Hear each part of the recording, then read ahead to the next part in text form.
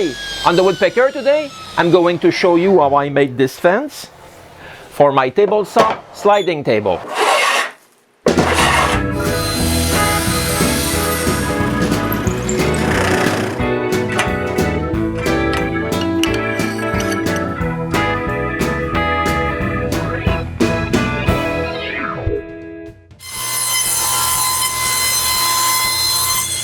I wanted an easy way to install a fence on my sliding table, so I built this one. At the end of the video, I'll talk to you about the sliding table itself. I start this project by gluing two pieces of mahogany together. When the glue is dry, I start working on the base. After cutting a piece of Baltic birch plywood a little wider than the sliding table, I cut the bottom runners.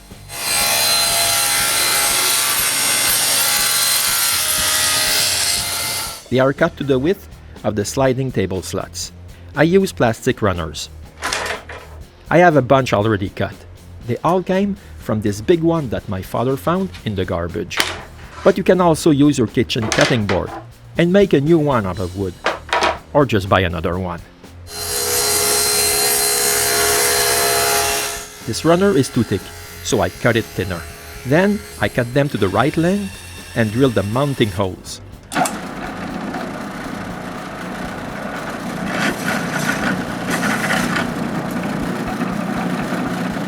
I mark the placement of the pilot holes and drill them.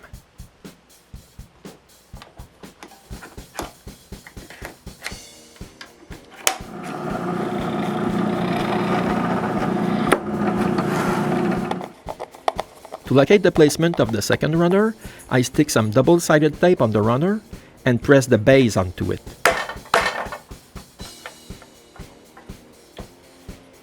I just need to mark the placement of the pilot holes again. Drill them and screw the runner to the base. When I'm satisfied and think the runners are perfect, I drill two holes in the center of each runner for a T-bolt.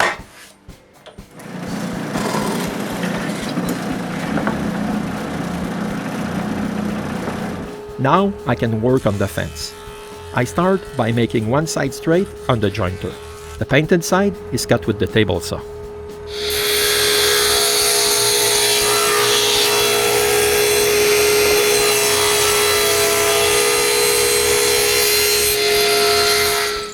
Then I cut and drill the piece which will hold the fence to the base.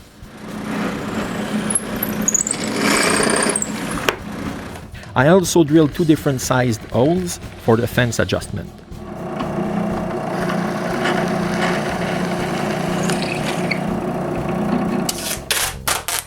Before I glue the support to the fence, I put some packing tape on the edge of the base so the glue won't stick to it. I mark the pilot hole spots and drill them.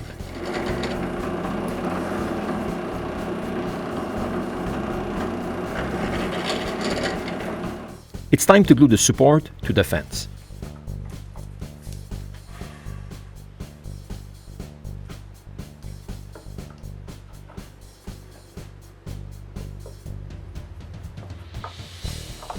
When the glue is dry, I screw the fence to the base.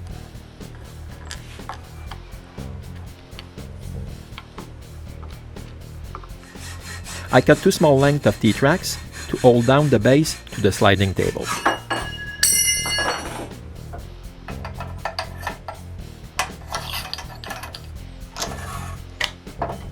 Now I can insert those T-tracks in the sliding table slots and hold the fence down with both knobs.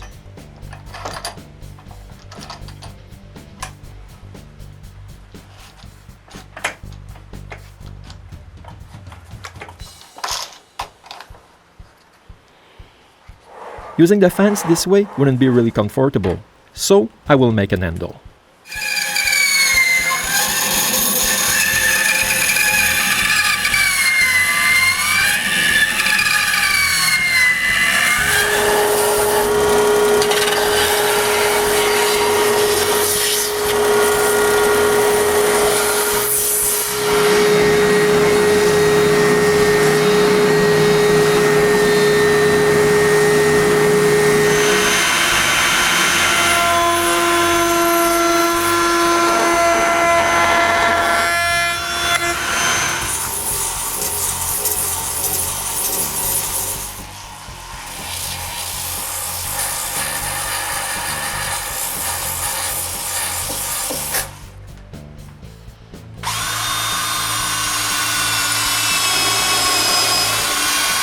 Now I just need to screw it to the base.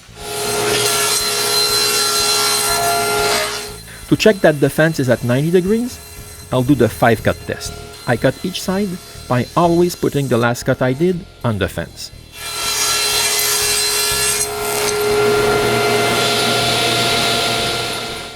On the 5th cut, I cut a little more. If this strip is the same width throughout, it means that it's straight.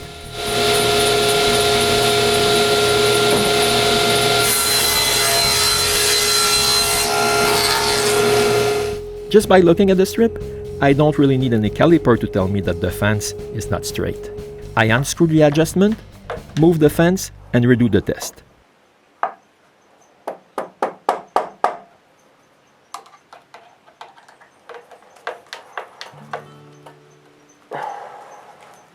Finally, after 19 tries, I got it. Not that bad, eh?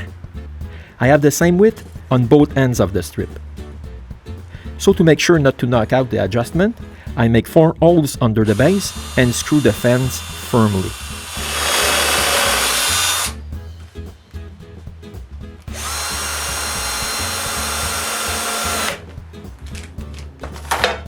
The last thing I need to finish this fence is to put the sliding flip stop on top of it.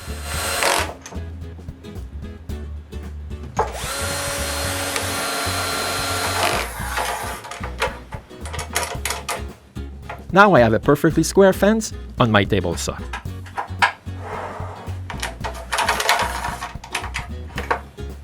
The only unpleasant thing is that I have to crawl on the dusty floor to get to the other side past it.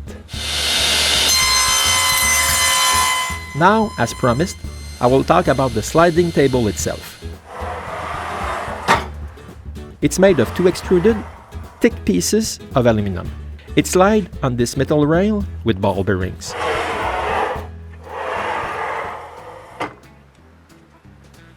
The table saw came with this sliding table, but there's other holes in it so it can be fitted on another type of table saw. You put it at the place of the left wing of the table saw. This came with 2 legs, which screw under the table. I just used one. The traveling movement is locked with this ball. As you can see, when the pin is lowered, the table can move freely. But when it's up, it locks the table.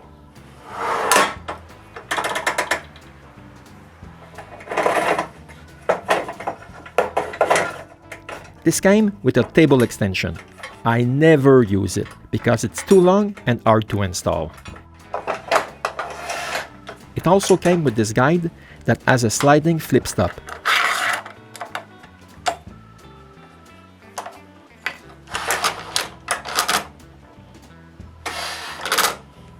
And you can modify its angle from -50 to +50.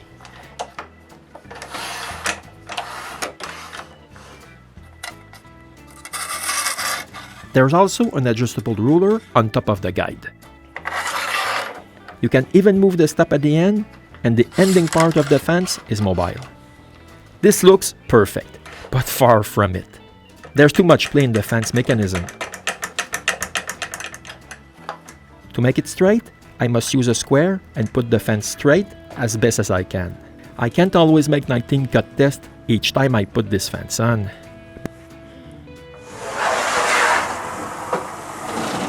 But the really nice thing is that you can cut a 4x8 sheet of plywood and it's supported all the way. One of the drawbacks is that it's protruding a lot in the front of the table saw, so you can go really far at the left of the blade. It also collects a lot of sawdust.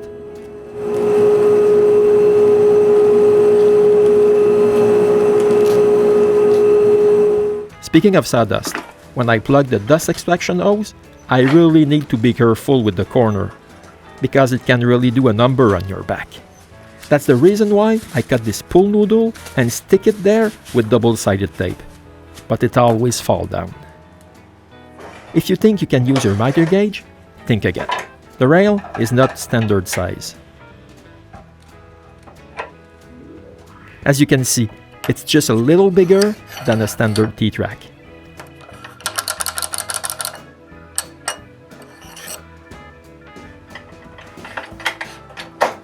This being said, I like it, and with my new fence, I hope I will like it even more.